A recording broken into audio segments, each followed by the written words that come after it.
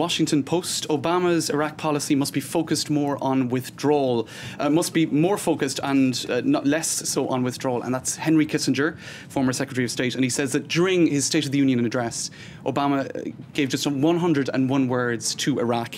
And throughout the administration has recoiled from discussing Iraq's geostrategic importance and especially America's relationship to it. So he's saying this is Mesopotamia. It's been a strategic focal point for millennia.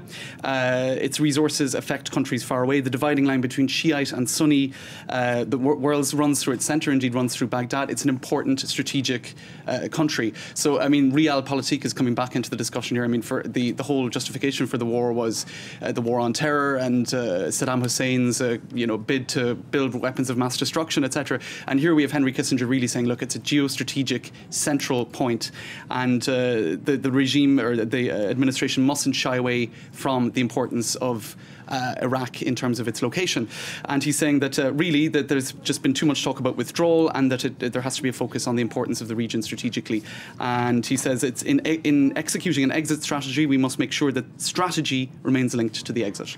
So Henry Kissinger, not surprising coming from him. Yes. And moving on to Haaretz, we have Gideon Levy. He's a prominent left-wing commentator for the newspaper. He spoke to a European ambassador who was an ambassador in, he doesn't name him. I have a suspicion, though, that it's a former French ambassador, given the fact that there are quotes in French in the text.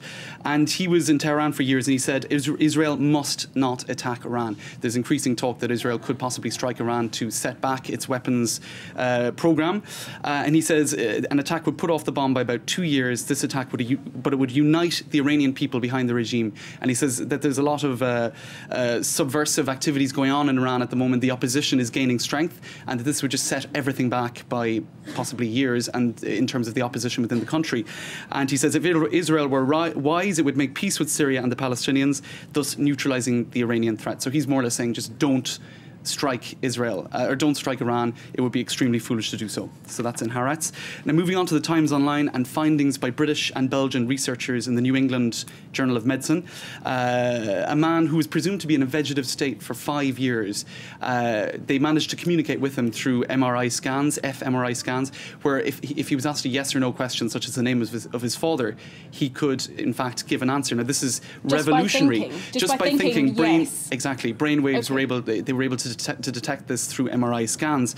So scientists they were able to read his answer. So it's revolutionary really, because they thought that people in a vegetative state were perhaps not able to think, never mind respond. So this shows that in some instances that is possible. But it does... the slightly terrifying absolutely, for everyone who's been in a vegetative state all this time. And it says that it raises ethical questions then as to whether or not questions could be asked about whether or not the person would want to continue living in this state. So a very interesting research, and it's in the New England Journal of Medicine, according to Times Online. It'd be interesting to see if they actually asked him that question.